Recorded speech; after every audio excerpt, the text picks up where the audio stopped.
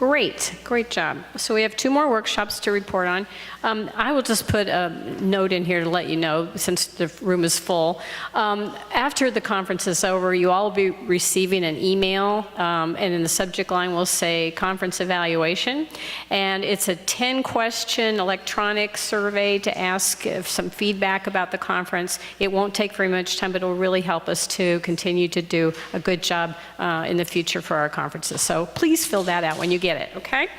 All right, so next up for workshop 4, Don't Bank on the Bomb, Divestment Campaign from Corporations Involved in the Manufacture and Maintenance of Nuclear Weapons. And Alice Slater will be reporting on that workshop.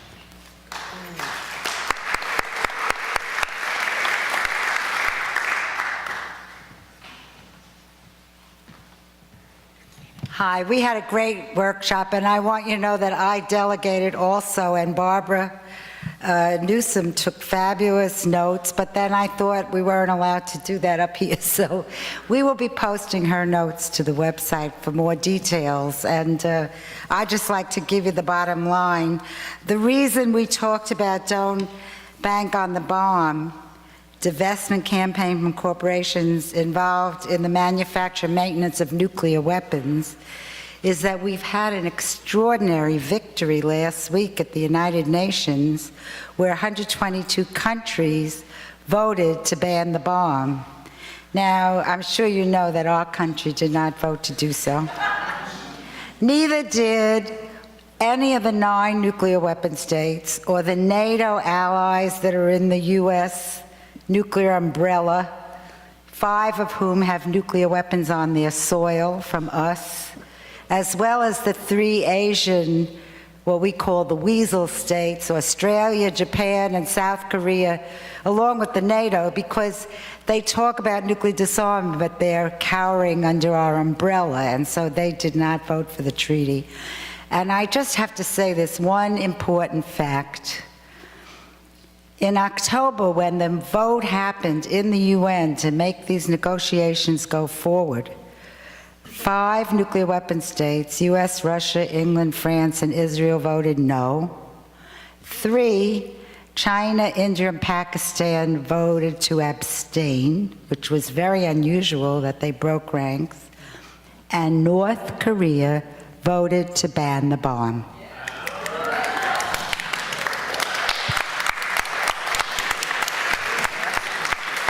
Now, this was not on the front page of the New York Times or the Washington Post or the San Francisco Chronicle. I wrote about it in The Nation. By the time they came in October to the General Assembly to move the negotiations forward, none of those countries voted that way, and North Korea didn't show up anymore, because that was October, and then the next time they met to send it forward was December, and by then Trump was elected, and I think everybody was freaked out. So I don't know what China and India and Pakistan were planning when they abstained, because that was so unusual. Certainly North Korea was sending a signal to us that we should negotiate, not have war.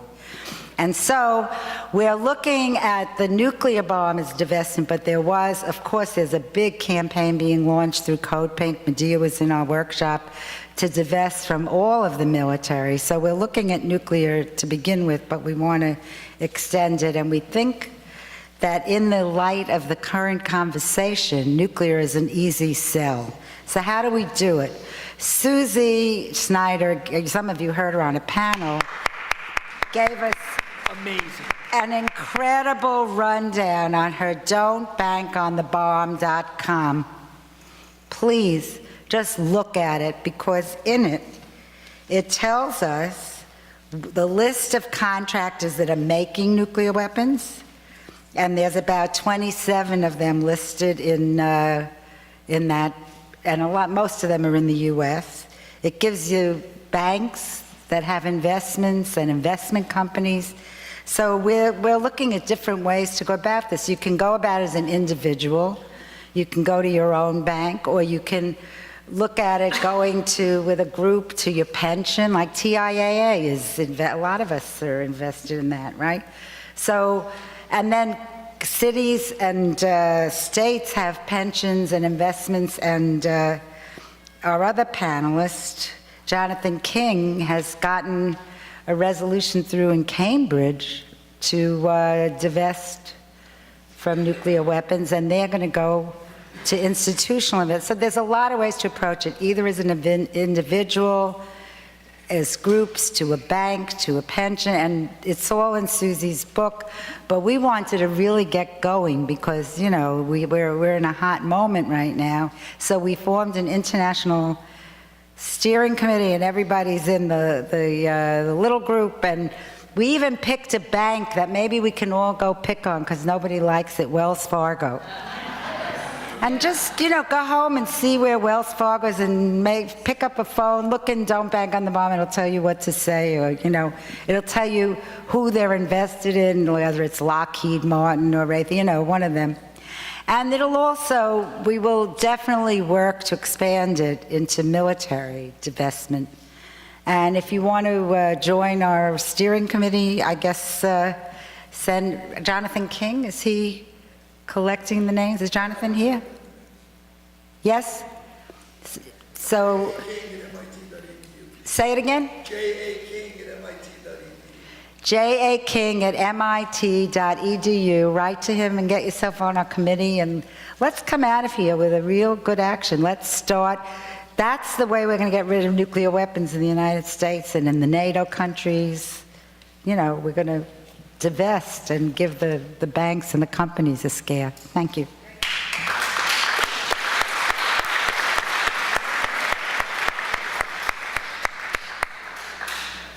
And last but not least, the final workshop was called Closing Military Bases, and Will Griffin will be presenting that one.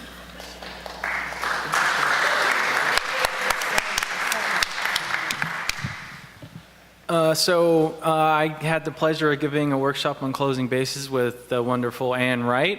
And, you know, she started off talking about the broad overall picture of military bases around the world, and even here at home, the 1,000 plus here on U.S. soil, but also the 800 military bases that we have around the world, which she's probably been to every single one.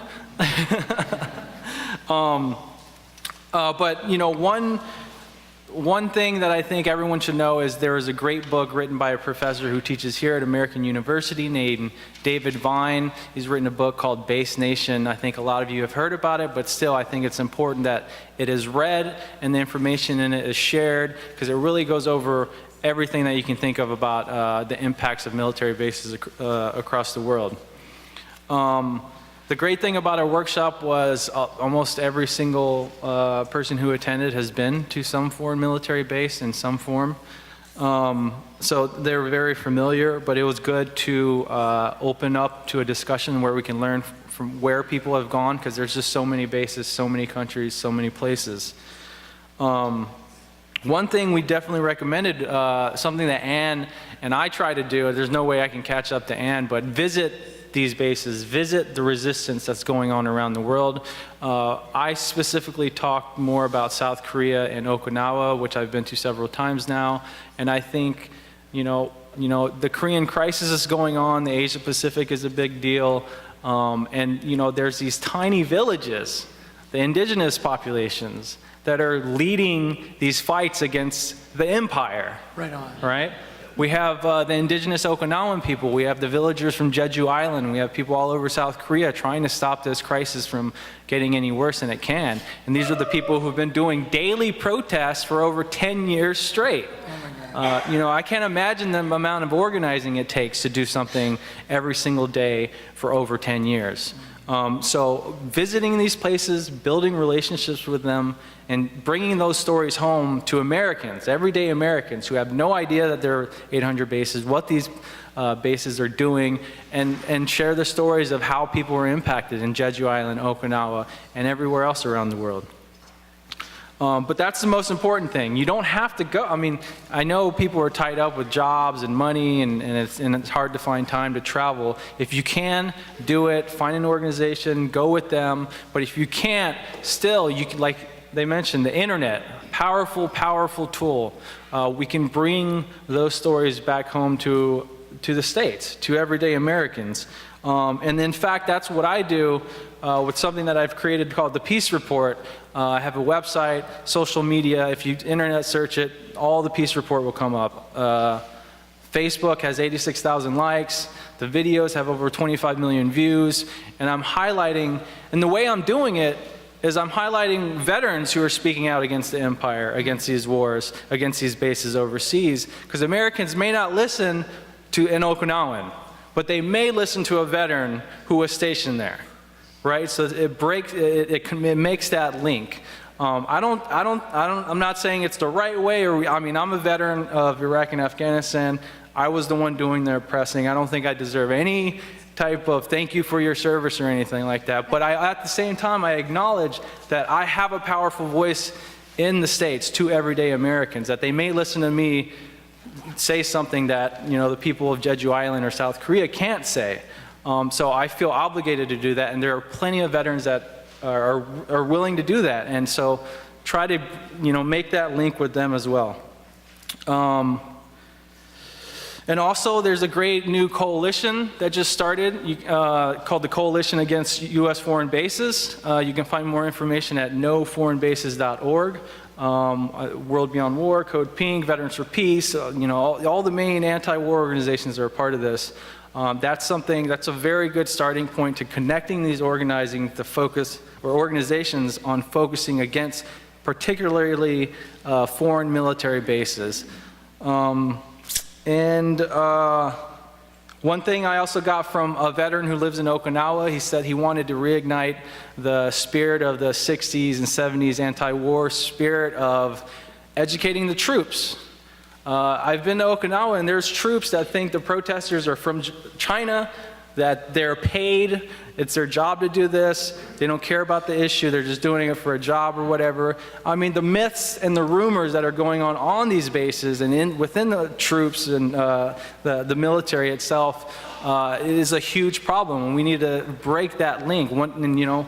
Like I said, I use videos of veterans speaking out against these things, and I have so many active duty military that are commenting on these videos, and it's creating a discussion.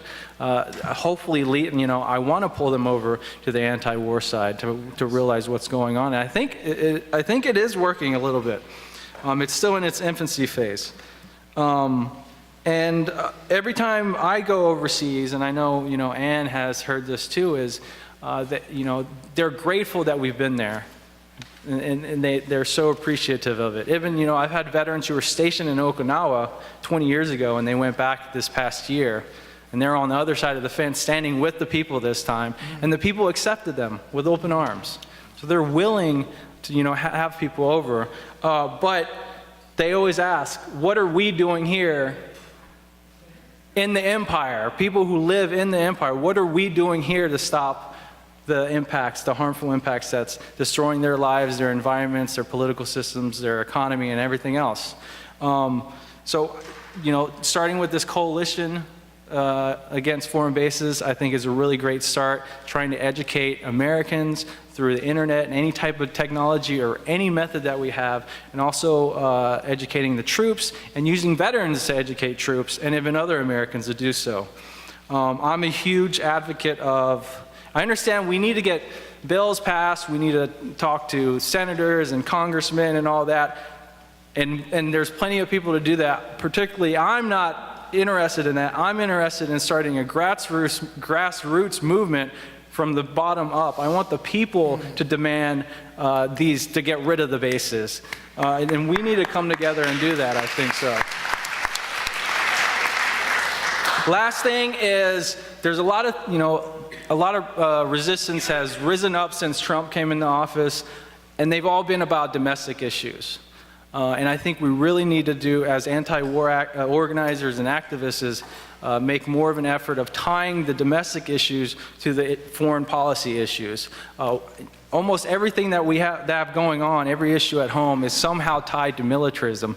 That's why this conference this weekend, I think, is so great in tying the environment and militarism together and bringing the anti-war movement and the environmentalists together. It's so important that we do that and make, every rally we go to here at home, make the military connection, the connection to the bases, to the empire, to imperialism, to the military-industrial complex as a whole.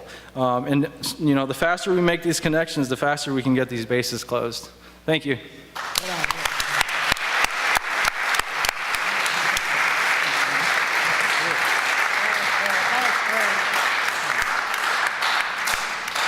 Thank you so much for talking about the new coalition. One other thing, though, the coalition is planning a conference the 12th through the 14th, which is just the Friday, Saturday, Sunday before Martin Luther King Day in January. It will be at the University of Baltimore. So this will be our first conference. There are a number of groups, as he mentioned, that are part of this, including Code Pink, VFP, Black Alliance for Peace, lots of them. So we hope you will come to that, and we're going to discuss more about how to develop a strategy to close bases.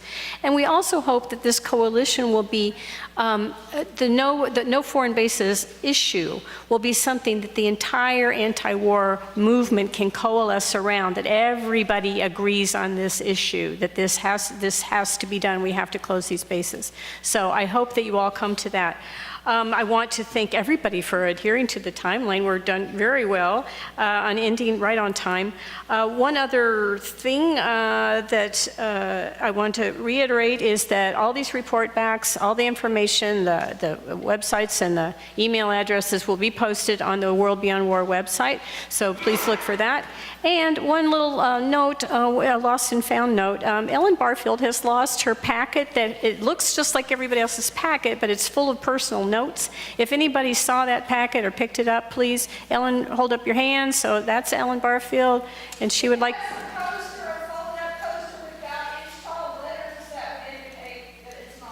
Okay, thank you. All right, so we have a 15-minute break. Please be back promptly at 2:15 for our next panel, which will be on halting the environmental damage of U.S. distant wars. Thank you. Yeah.